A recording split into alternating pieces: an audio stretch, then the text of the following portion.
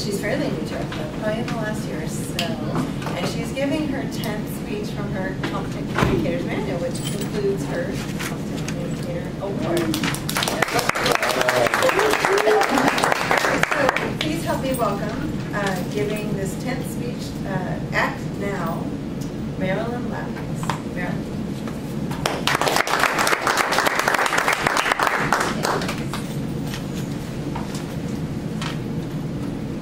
For those of you who've done the Competent Communicator, oh, what a relief it is for me to be up here today to do number 10 and just be done. Except I'm not done with my journey. For those of you who are starting your journey, it is well worth the migration towards this path. Today, I'm going to tell you to think about that phrase from President Bush, the first President Bush, that used in his inaugural address, 1,000 points of light. That was to represent all those volunteers. Does everybody remember that? Out there working to make America a better place.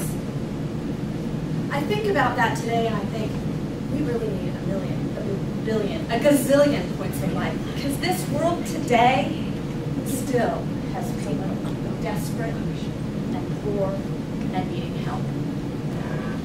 In the beginning of time, people looked towards religious organizations to help the poor and destitute. And past the Industrial Revolution, we were more in cities.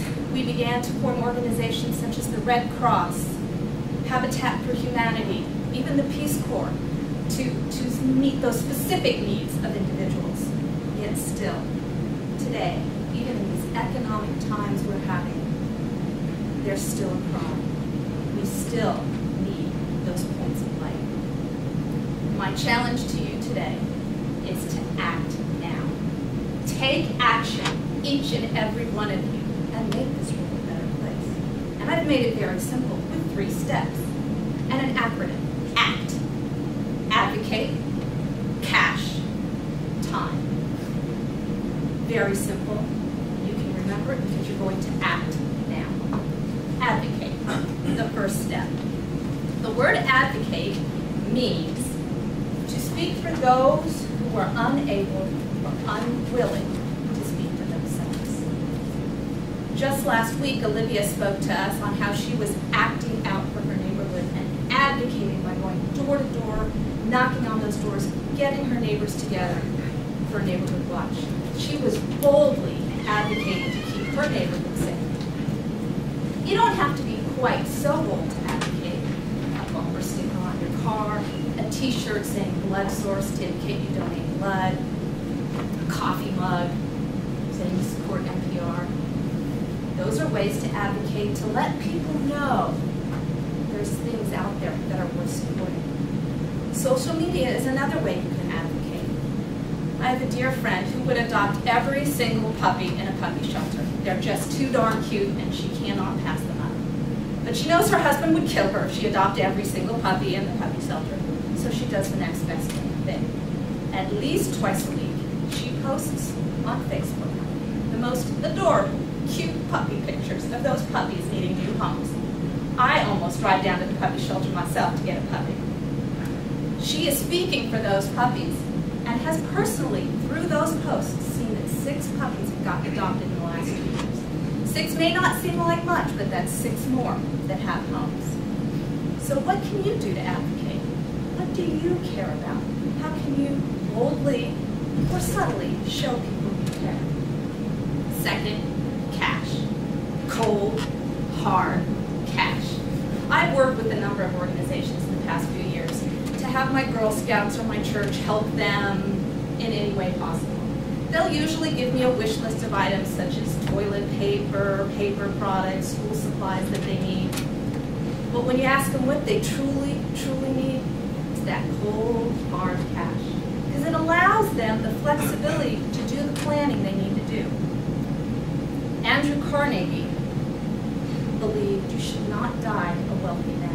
And he spent the second half of his life spending all the wealth he made by founding libraries and funding schools.